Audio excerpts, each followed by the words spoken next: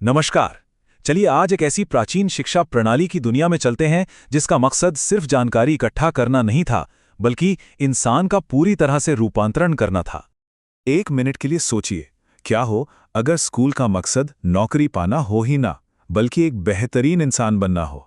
एक ऐसी जगह जहां डिग्री से ज्यादा अनुशासन को और इन्फॉर्मेशन से ज्यादा समझदारी को तवज्जो दी जाती हो। यही वो सोच थी जो गुरुकुल सिस्टम की नींव में थी। देखिए, गुरुकुल शब्द का मतलब ही कितना गहरा है। गुरु यानी टीचर और कुल यानी परिवार। मतलब ये कोई बिल्डिंग नहीं थी, ये गुरु का घर था। एक ऐसी जगह जहां स्टूडेंट्स अपनी टीचर के साथ उन्हीं के परिवार का हिस्सा बनकर रहते थे और सिर्फ किताबी बातें नहीं, बल्कि जिंदगी जीना सीखते थे। और इस पूरी सोच के दिल में एक छोटा सा लेकिन बहुत शक्तिशाली वाक्य था, सा विद्या या विमुक्तिः। मतलब असली शिक्षा वो है जो आपको आजाद करे। अब सवाल उठता है, किस चीज से आजाद करे?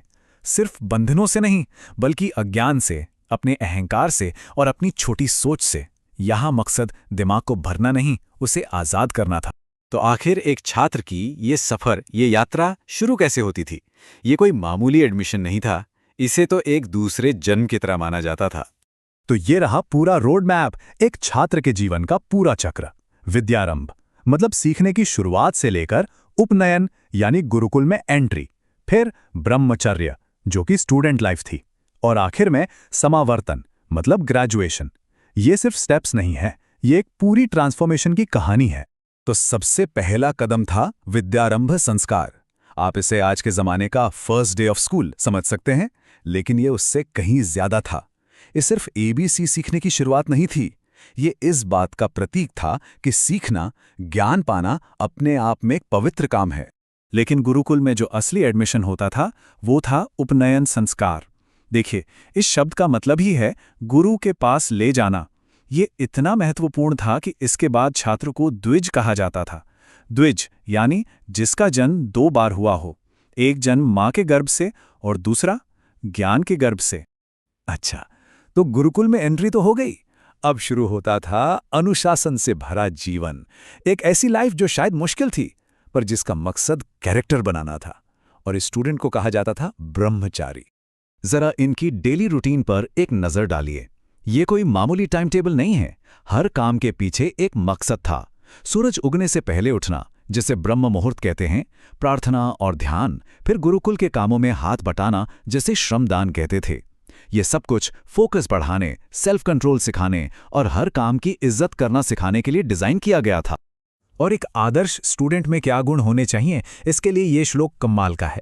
काक चेष्टा मतलब सीखने के लिए कौवे जैसी जिद, बको ध्यानम बगुले जैसा फोकस, श्वान निद्रा कुत्ते जैसी हल्की अलर्ट नींद। ये सिर्फ अच्छी आदतें नहीं थी, इन्हें सीखने के लिए सबसे जरूरी हथियार माना जाता था। अब एक ऐसी प्रथा के बारे में बात करते हैं जो शायद आज हमें सबसे अजीब लगे। वो थी भिक्षाचार्य। मतलब स्टूडेंट्स का आसपास के घरों से भिक्षा मांगना।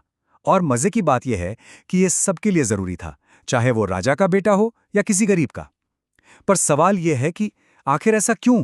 इसका कारण बहुत बहुत गहरा था।